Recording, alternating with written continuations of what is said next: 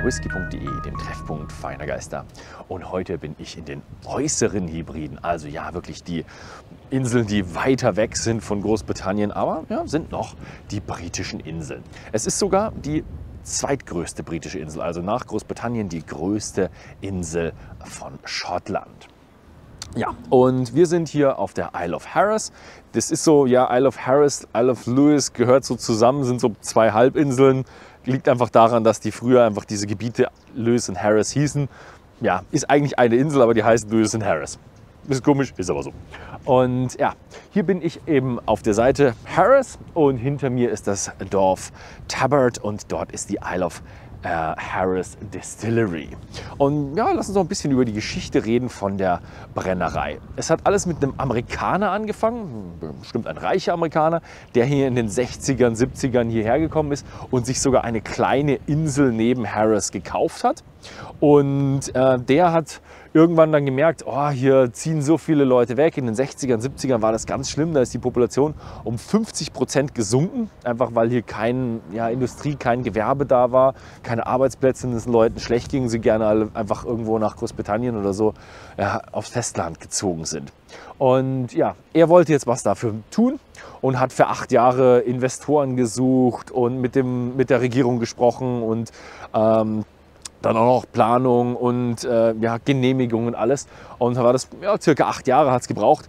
2015 war dann die Brennerei fertig und hat dann angefangen zu destillieren. Sie haben mit Gin 2015 angefangen, irgendwann im September, glaube ich, war das. Die Whisky-Produktion, größere Stills, muss man ein bisschen mehr für die Permits, also für die Genehmigung tun. Also da hat es ein bisschen länger gedauert. Das war dann irgendwann Anfang 2016, als sie dann angefangen haben, ihren Whisky zu produzieren. Und es ist sie nennen sich eine Social Distillery, also so ein soziales Projekt. Also sie haben nur Leute aus der Gegend, die werden alle eingelernt. Und das heißt, sie haben nicht irgendwo so einen riesigen Experten, der dann alles den Leuten so diktiert, sondern sie kriegen natürlich schon was gelernt, aber es ist nicht irgendwo jemand, der so wahnsinnig als Koryphäe hierher kommt und denen was macht. Es ist eigentlich einfach ein lokaler Gin von lokalen Leuten und sie haben so mit 10 Locals angefangen und jetzt sind sie bei über 40. Und das Schöne ist, ja, sie machen auch wirklich alles selbst. Also sie haben eine eigene Abfüllstraße und die ganze Produktion innen drin ist auch, machen sie selbst. Sie haben einen kleinen Shop und einen kleinen Visitor Center. Also ist eine sehr, sehr schöne kleine Brennerei. Und jetzt gehen wir mal rein und schauen, wie der Whisky produziert wird. Das Einheimischen bei Harris ist so der erste Schritt der Produktion. Ja, wir haben noch eine Mühle, aber die ist nicht so schön und historisch zum Zeigen. Also fangen wir bei der Mash dann an. Aber hier ist auch schon wieder, sind sie etwas speziell. Sie benutzen eine Gerste, die hat so zwischen 13 und 15 ppm Torfgehalt, also Phenole. Also so eine, würde man sagen, mittelrauchige Gerstenmenge. Wird natürlich geschrotet und hier eingefüllt, circa 1,5 Tonnen. Das wird in 3 Läuterungsvorgängen, 3 Waschvorgängen wird da der Zucker und die Stärke rausgewaschen und natürlich auch die Stärke im Zucker aufgespalten. Und wir kommen am Ende auf circa 6000 Liter richtig süßen, zuckrigen Brei. Und ja, ist eine relativ neue. Sie haben sie schön außen vertäfelt, aber innen drin ist sie recht neu mit einer Semi-Lautertan. Was sie hier noch besonders machen, ist, sie rechnen ziemlich langsam und schauen, dass sie ein Clear Wort bekommen, also eine ziemlich klare Maische. Das hat gewisse Auswirkungen, was dann, wenn es später ums Fermentieren geht, was dann für Geschmäcke produziert werden. Und lass uns einfach weitergehen und schauen, wie in der Fermentation Geschmäcke entstehen.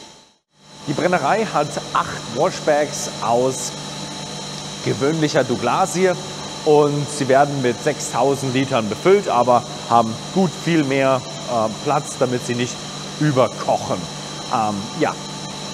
Was sie hier machen ist, mit diesem Clear Wort und mit ihrer Fermentationsdauer von 3 bis 5 Tagen kann man ein richtig schön fruchtiges Wort erzeugen. Also ein richtig schön fruchtiges Bier, ohne Hopfen natürlich. Und also was die sagen ist so Orchard Fruit, also die so Baumfrüchte, also im Grunde Apfel, Birne. Aber es geht auch ein Stückchen hin und wieder in Richtung grasig. Das ist das, was vorm Apfel entsteht. Und tropische Früchte. Das ist, was nach Apfel und Birne so entsteht. Also das ist so, es ist ein bisschen Variation dabei. Zwischen 3 und 5 Tagen gibt es natürlich auch Variationen. Und ja, das ist das, was Sie wollen. Sie wollen richtig schön fruchtige Geschmäcker entstehen lassen. Natürlich bleibt noch der ganze Rauch und Torf im Wort enthalten. Und weiter geht's in der Destillation. Also wir haben jetzt ein Bier, was richtig schön torfig, fruchtig und leicht tropische Früchte drin hat und ein bisschen grasig noch. Und das wird jetzt destilliert. Hinter mir, die Wash Still wird mit 6000 Litern befüllt und relativ schön scharf, schnell gebrannt. Man sieht, ja, die Form ist, Sie bezeichnen sie als normal. Es ist ein bisschen breit, auch ein bisschen höher, also es ist relativ normal. Es ist nicht besonders lang, hat auch keine Einschnürungen oder Reflux Bowls, also es ist ein relativ normales Still. Die Spirit Still wird dann mit 3500 Litern befüllt und ist auch ein relativ normales Still, sagen Sie. Ich würde sagen, ein bisschen höher als normal ist sie schon, hat aber auch keine Einschnürungen oder andere Sachen. Was man aber findet ist, Sie haben oben in Ihrem Leinarm haben Sie einen Wassermantel und eine Wasserkühlung, wo man sehr viel Reflux erzwingen kann. Aber Sie haben sie noch nicht eingestellt. Sie mit ihrer Brenngeschwindigkeit und das, was Sie an Cuts machen, machen Sie Ihren Whisky etwas leichter. Also Sie nehmen noch mal ein gutes Stückchen an Rauch aus dem Intermediate raus oder aus dem Bier raus und wir bekommen eher zu einem Richtung leicht getorften Whisky. Das ist aber normal. Also jeder, der mit irgendwo 15 reinkommt, kommt hinten mit viel weniger raus. Also während jeder Destillation verliert man eine ganze Menge von diesen Phenolen. Aber Sie könnten in Zukunft, wenn Sie wollten, wenn Sie irgendwo mal einen anderen Charakter erstellen wollen, könnten Sie diese Wasserkühlung auch noch anstellen und Ihren Charakter Ihres Whiskys komplett verändern. Aber bis jetzt haben Sie gesagt, Sie haben es sich eingearbeitet ganz am Anfang und arbeiten jetzt ziemlich kontinuierlich und es gibt relativ wenig Variation und haben Ihren Geschmack schon soweit gefunden. Und jetzt gehen wir mal weiter ins Warehouse und schauen uns dann mal an, wie der Whisky so gelagert wird. Kommen wir mal zur Lagerung des Whiskys. Die Brennerei hat mittlerweile schon 3 Lagerhäuser und sie sind relativ große Lagerhäuser sogar, aber noch nicht so stark befüllt. Hinter mir sieht man das Private Cask System, also es gab am Anfang ein Private Cask System, wo man einzelne Fässer kaufen konnte. Und dann haben sich da viele Leute, hier sieht man dann schon die Namen im Hintergrund, wer da sich alles ein Fass gekauft hat und die werden jetzt hier gelagert. Und ja, gab es auch ein paar Terms of Condition, also Sie können sie jetzt nicht für ewig hier drin lagern, aber Sie werden dann wahrscheinlich irgendwie in den nächsten 5 Jahren dann diese Fässer auch abfüllen. Für die normale Abfüllung reifen hier eine ganze Menge Ex-Bourbon-Fässer aus, Ex-Bourbon aus USA, also schöne amerikanische Weißeiche mit früher mal Bourbon drin. Und dann gibt es noch eine ganze Menge Sherryfässer. Die Sherryfässer teilen sich auf in eine ganze Menge Oloroso, das ist auch ziemlich normal für den schottischen Whisky, aber sie haben auch noch ein paar Fino-Fässer hier. Also das kann sein, dass wir hier auch noch irgendwo Fino sehen werden. Also das ist so ihr Hauptanteil an Fässern und das wird wahrscheinlich auch eine Kombination aus diesen Fässern, wird dann auch der erste Whisky sein. Also man weiß es nicht, was passieren wird, aber man darf ja spekulieren. Wir haben ein bisschen rumgeschaut, es gab auch noch ein paar Fässer, die ein bisschen extravaganter aussehen. Es gab ein Weinfass, kann sein. Also sie spielen auch ein bisschen mit den Fässern rum. Das machen sie alle und das ist auch sehr, sehr schön. Aber jetzt gehen wir mal hier darauf ein. Die Gegend ist nämlich sehr, sehr interessant. Also hier die Region ist, wir sind am Loch Nashir. Das ist einfach ein Meeresarm auf den Äußeren Hebriden, auf der Isle of Harris und hier ist es kühl und feucht. Das ist wirklich, das muss man so sagen. Der Sommer wird, je nachdem, wir haben Leute gefragt, tendenziell sagen sie 16 Grad, manche sagen 18 Grad. Das ist irgendwo so der typische Tag im Sommer und der typische Tag im Winter variiert zwischen 8 und sogar 10 Grad. Also für manche Briten ist dann auch schon 10 Grad wieder T-Shirt-Wetter. Also hier ist es im Winter relativ mild und im Sommer nicht so heiß. Und das ist toll, wenn man eine reduktive Lagerung haben will. Wenn man eine additive Lagerung haben will, will man sehr, sehr viel, dass das Holz sehr viel arbeitet und daraus rausziehen kann. In der reduktiven Lagerung ist es eher, will man das eher nicht haben und man will eigentlich über die Zeit verschiedene Geschmäcker abbauen, und additive Lagerung kriegt man eh mit rein. Also hier wird eh additiv gelagert. Ja, und das ist hier wirklich das Beste, weil man wirklich wenig Unterschiede hat. Also ein richtig schöner schottischer Island Whisky. Ja. Gut, mehr gibt es hier noch nicht zu sagen. Und jetzt probieren wir einfach mal, wir schauen mal, ob wir was hier zum Probieren bekommen. So, das war's mit der Produktion und jetzt geht's weiter mit einem kleinen Tasting und Interview. So I'm sitting here with Shona McLeod. Yes. And you are here like really a local. You were born and raised on the island, and you started already at 2014. So like really the start of at the beginning. So thank you very much for showing us around, and lovely experience around here. That's great, yeah. Yeah. So you are the guest manager? I am the guest services manager. That's been my job for the last 8 years. But recently I've joined the sort of blending world, so I'm working more with the production team and training to be the distillery blender. That is really, really interesting. So how is it, how do you become that? How do you learn that, or how does that start?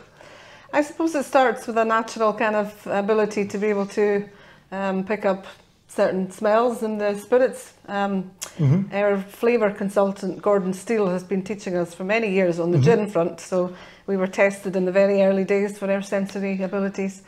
Some of us passed and some didn't, so we've all been involved in it at some point. And now as we get closer to releasing the Hearach, we're working much more closely with the new mix spirit as well as the gin. Okay, yeah, okay. So that is really a very nice experience. So you're training as in getting the flavors right. And is there a lot of difference between gin and whiskey, or? Flavour-wise, yes, yeah. So I mean, or work-wise? Yeah, so there's a flavour spectrum, obviously, that can cover whiskey, and a separate one for gin. The similarity is you're looking for certain flavour categories within both spirits, but they are very different.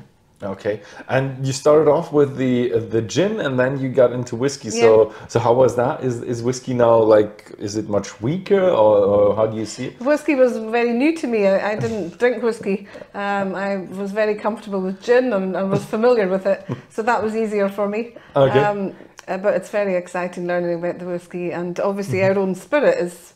We make one spirit at the moment, one new mix spirit, so it's in order for it to be consistent, we're looking for the same flavour profiles every week, so you soon become very familiar with it, and it's very natural then to pick up what you need. So your whiskey is pretty old already. Like, is it like, it's like 6 years old? Our oldest casks are about 6.5 years old. So, but you didn't bring anything out yet. So, not yet. Are you waiting for 10, or how is that? No, we're just waiting till the time's right, really. So we've been very lucky with the success of the gin that we haven't had to release our dram too early. Yeah, the gin is really going well. So no whiskey yet. So what are we having today? So what we have in front of us here is our new mix spirit. This was taken off the still about 3 or 4 days ago. Oh, okay. Okay, it's full strength. It's full strength. Full strength, yeah. So it's about 69%. Well, okay. So a lot of breathing then. A lot of breathing, and obviously we can't refer to it as whiskey until it's been in a cask for over 3 years. 3 years and a day. It's new make. So it's new make, yeah. Okay, do you want to? I've had quite some new make, but it's always a bit of a. It's not the easiest part. Brace yourself before you try it. Oh yeah, as you said, it has that sweet touch to it, almost like a little bit of a. For me, it has pear definitely, and some. It's that sweet roundness, like it sounds strange, but is there something like a pear candy? Yeah, I think what you get is honeycomb. Honeycomb, yeah. Yeah, that's honeycomb. That's what I confused with the candy. Yeah, honey. Yeah, honey. Yeah. Definitely honey, honeycomb. A little bit of bubblegum in there, and the peat initially is pretty light, but once you taste it on your palate, the peat becomes Yeah, more apparent. in the smell, the peat is very hidden. It's intriguing. Like you have a little bit of that dry phenolic in there, but just it could be something else as well. So, what else do you find in there? Also, you see, as you said, grassy. I think it has more like at the initial point. It has a little bit of an earthy tone to it, but then you're just overwhelmed with the apple, pears, orchard, sweetness. Oh, I like it. We very often find a little bit of tropical fruit in there, but also stewed apples or applesauce, cooked apples. Sometimes crisp, fresh pears as well. Yeah, it's nice. Also a bit hard to, because if you get into deep, it's definitely alcohol. When we do our sensory work every week, we reduce it down to 20% so that we don't it's less fatigue dangerous. our senses too much. Yeah, it's a good thing. Yeah, but if you have the right distance, it's very lovely, sweet orchard and smidges of everything in there. And the florals, I explained to you earlier, because obviously your sensory memory comes into play here. So you might have a memory of some type of florals that I wouldn't have because of where you were brought up. So we kind of think of them as macher flowers, and macher is the land next to the beaches here, and you get sort of little spring meadow flowers growing there. Clover. Yeah. Do you have clover in Germany? Oh yeah, we do. Clover is something I find always in our new mix, but it. Sensory White is clover, a lot red of depends also a lot of on experience. If you pick something up in the production, you can always find it in here. Yeah. That's always really cool when you have something very distinctive in the production and you find it in the new make or in the whiskey even. It's fascinating, really. I think I had a misconception with whiskey that the flavour didn't really appear until after it's matured, but obviously I've learned through my job that the flavour is occurring all the way through from the very beginning of production to the maturation all the way through. I would say maturation, some people say 70%, some say 60%, even some say 50%, depends on the cask really. But there's still when you try this, you can then really appreciate that so much flavour is in there already in the spirit that you fill your casks with. Yes, there's so much going on with fermentation, distillation, and the spirit distillation is very, very dependent. I like it. Yeah, let's have a look. Yeah.